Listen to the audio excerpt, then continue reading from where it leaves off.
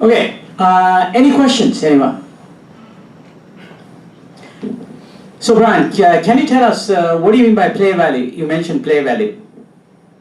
Play value is, what kids actually do with something. So it's got to be fun. It's got to be interesting. It's got to be something that a child is going to enjoy.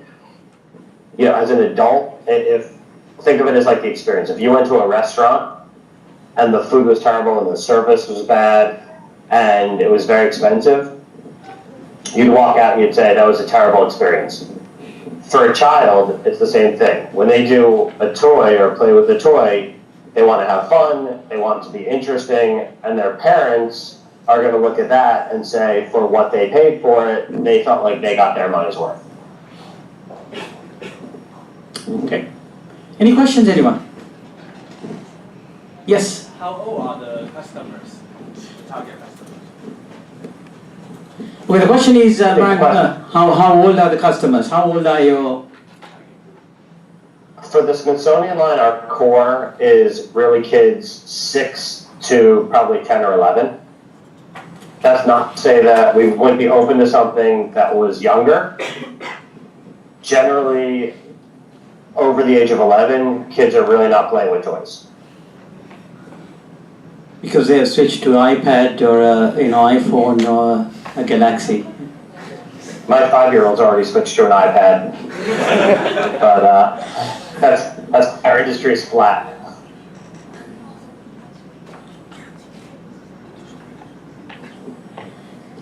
So you mentioned safety, Brian. Can you tell us Yes. a little bit about safety? What do you mean by safety? You said about sharp corners and so on. But some of these products that you have chemicals. How do these students know, what is acceptable and what is not? They could read the ASTM F963 guideline or just kind of go through it. But in general, our kits that do include chemicals, they're chemicals that are truly non-toxic. They're stuff that if they were ingested could be flushed out of a child's system, wouldn't be lethal.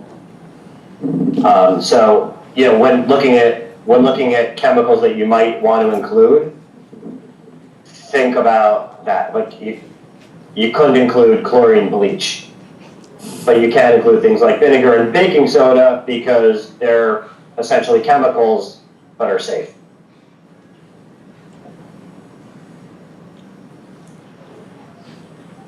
Yes. It got very quiet. Oh. No, there is a question back there. Okay. I wish I had a way to pan this camera here. Good morning. I just wonder, because most of the product line I can see involves in physics. So is there any chance that the toy can be related, like our physics, like art or history? Yeah, Smithsonian actually has art museums. They have history museums. So it can really be related to anything. Our challenge in the past really has been finding play patterns that are interesting that link to those. But if you guys came up with something, we would love to see it.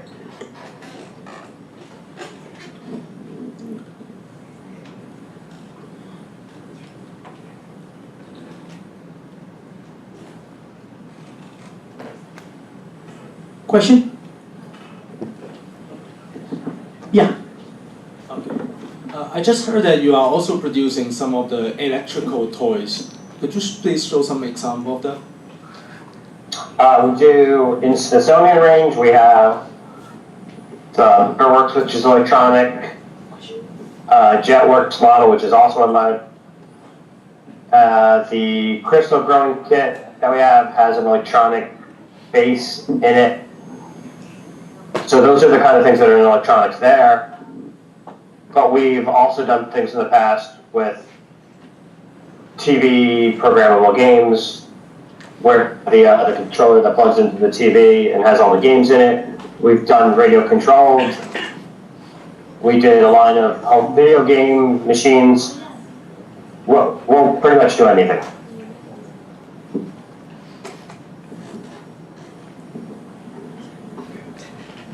Hi. I would like to ask for the toy that we're gonna design, are we targeting the US market or which market? Smithsonian products are biggest right now in the US market because that's where Smithsonian is most relevant. But we do sell in Europe, we sell in Australia, South America, a little bit in Asia. So really toys, kids are global, and if it's a good play pattern, it should be good for kids all over, but primarily for the US market. Hi, good morning. I have a question about the feature that you mentioned. The first one is about the unique one. But what we know right now is very hard for us to find something that really new that haven't existed in the market. So how do you define more like about the unique stuff? Because it's really hard for us to find unique, idea in these days. Unique is relative though, because when you look at things, when you look at patenting something, if you make a small improvement on something that exists, you can still patent it as new. And that's what we mean by unique. So a great example of a unique product, in 2013, the hottest thing that was out was something called the Rainbow Loom, which was a very simple board that let kids make bracelets out of small rubber bands. Nothing like it had really ever existed before. The guy who invented it was actually an engineer for Nissan who was playing with his kids. He had 2 girls and they were making rainbow bracelets, and he wanted to be able to do it with them, but his hands were too big. So he invented this basic jig that let him do the same things. They sold upwards of 15 million pieces of it. So there's unique that's out there. We have a new product coming out this year that I can't share with you right now, but probably can in a couple weeks. But took a new material that's never been used in the toy industry and made something that is truly unique. So there's unique in it's different slightly than something's been out before, it's an improvement of, or it's something that is truly different. And that's really one of our challenges for our industry as well. Yes. Yeah, so would be the Smithsonian looking for some kind of substantial toy? Because I see most of the toy now you're providing us is one-off. When the boy finish it and it's finished. Will there be looking for some kind of substantial toy such as Lego that can be go on and add on new features? That's a great question. We actually have also tried to get rid of, or not get rid of, try to move away from the consumable toys. The consumable is something like the Rocket Gem where you do it once and like you said, it's done. The good part about those types of toys, our kids do purchase them over and over again. Other things like you saw, we have the Eco Clock, I'll flip back.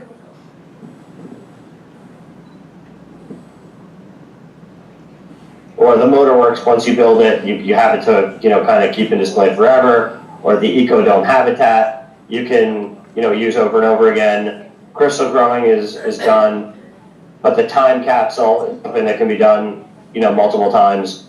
So the short answer is yes, we're open to stuff that is consumable, and we're open to stuff that is able to be kept and used. In something like a Lego set or a building set that you mentioned, you want to be careful because when you look at the unique idea part, it's got to really be different and better than what's out there, because to just introduce another building set when there's so many Legos that are out is going to be a challenge.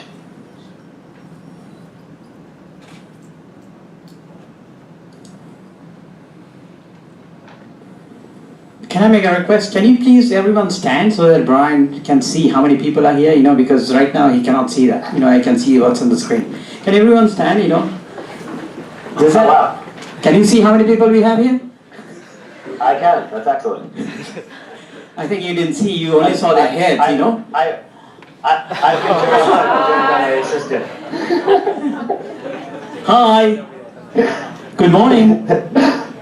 He can't hear you because I'm wearing headphones. Oh, all right, okay. Here, I'll take my headphones out. Hi, good morning. This is Jared, everyone. He's my older son. Hi, nice to meet you, nice to see you. So happy early in the morning. Oh, here, look. We got another one now. Here, Good morning.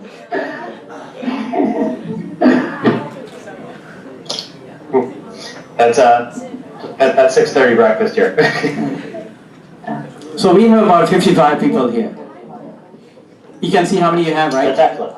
Yeah. Yeah, it's an excellent turnout. We're very excited, and I'm pleased that you guys all came out, and really looking forward to seeing what you guys come up with. You can sit now. All right, any other questions? Yes. Thank you. I want to ask to which level do we need to develop our product? Like, do we need to come up with only proposal or both proposal and real product prototype or fully functional prototype? What we're looking for, we understand that there's going to be some limitations on what you guys can actually make. We definitely want to see drawings. If it's something chemical, a rough proof of concept or a breadboard, if it's mechanical, that shows, yes, it would actually work. And if it is something that you can, design out and really prototype, we'd like to see that. So basically, back to the can it be made part of the what's your idea, we want to make sure that what's being proposed could actually work and be made. Okay, I have one more question. It's about the targeting customer. Because what we've seen here, like the Smithsonian, basically you're targeting like boys and girls. So should we just focus on one of them, like just boys or girls, or is it gonna be one of the criteria for the judging later, like, or what do you think about it? If you notice on our packaging, and if you look at our product line, we don't put kids on the packaging. Because although science kits do generally target boys, there are a lot of girls that do our kits, and we don't want to alienate them. We actually introduced this year a line of more fun products that do target girls only. They're a make-your-own lip balm kit, a make-your-own bath fizzies. So we have stuff like that is girl specific. But what you guys propose can be boy, girl, old, young, doesn't matter.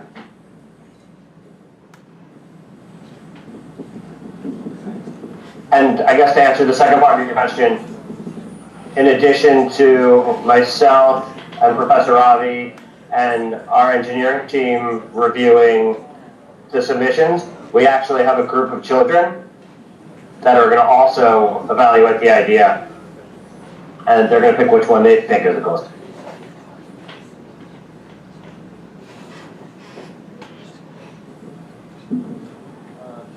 I wonder if the toys have to be a standalone product or it can cooperate with other devices like the iPad or something else.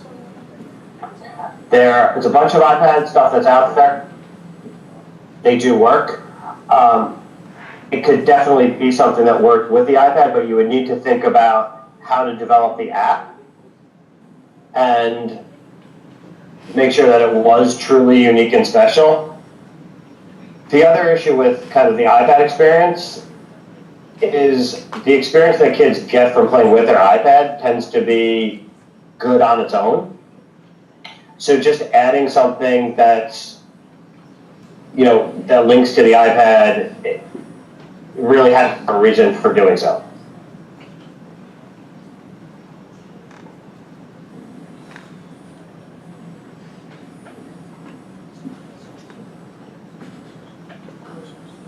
Well, so I was thinking, since like the kids do have a good experience, as you mentioned, having like playing with iPads on its own, then like, well, then give us like less of a reason to develop an actual physical toy, isn't it? Like, yeah, what do you think about that?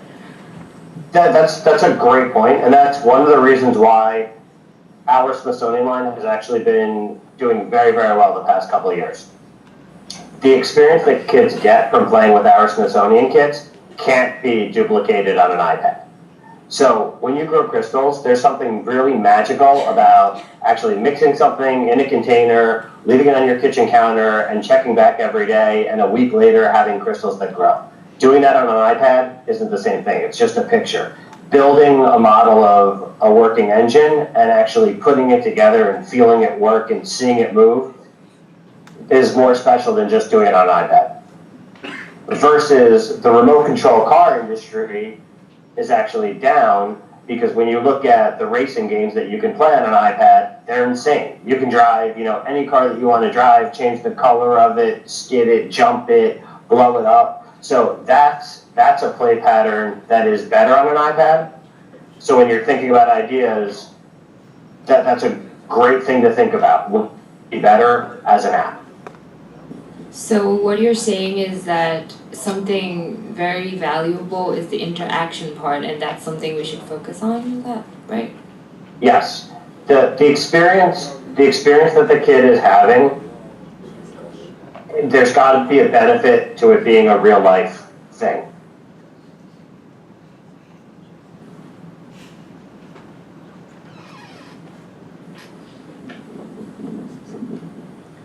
Any other questions?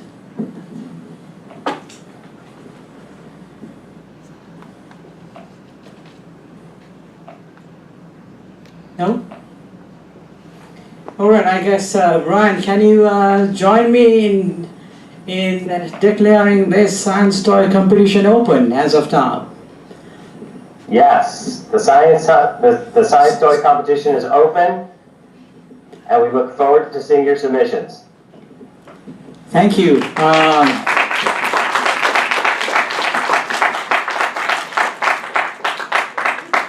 Thank you very much, everyone. Just want to show you a few things before you go. So we have a website that's open right now. That's design.ust.hk/competition/science toy. All the information related to this competition is in here. It gives you a background, tells everything about the competition, how you need to register, and how you need to submit. All that information is there. In case there is anything missing, anything that you don't know, anything you need more information, please contact us. There is a contact point right there. That's going to give you information. Also, prices are important. Very happy that NSI is sponsoring this event. The gold price is 10,000 Hong Kong dollars. Then we have a silver of 5,000 and a bronze of 3,000. It's kind of somewhat short. You have about 2 months for this competition, but we hope that you can deliver within these 2 months. I mean, after all of you here are UST students, okay? The top notch in Hong Kong, and we believe that this 2 months is more than sufficient for you to deliver what they need. Keep in mind all the points that Brian mentioned. It's got to be unique, it's got to be safe, it's got to be, all those things, right? So please register. One of the things that's going to happen between now and the deadline is that we're going to have a series of workshops. We're going to have different speakers come from different areas: mechanical engineering, electrical engineering, chemistry, biology, physics, and so on. But in order for us to inform you of these workshops that we're going to have, you need to register online, or you can even give us, write your name and your email address on the paper that's around. We'll use that to inform you. But there are going to be a series of workshops, and we're going to have these avoiding your exam time, but we'll try to do it before the end of the semester because some of you may be gone after that. But you may be away somewhere when the semester ends, but keep in mind you can still submit from wherever you are. Okay, the only thing that we require is that you give us a link. So an important thing in this submission process is that all you got to do is give the link where the information is. It could be a video, it could be drawings, it could be images, anything that you have can be put on a website, and then and it as long as we have access to look at them, that's all that's going to be important. Okay, any questions on the submission process or anything related to the logistics of the competition? Of course, as I said, if you have anything, please let us know. You can contact Linda. She is one of the organizers of this competition. All right, so competition's open. It's your turn now to think and design and develop a new toy, a new science toy. Thank you, Brian, for getting up this early in the morning. And thank you very much, all of you, for coming for this. Thanks again.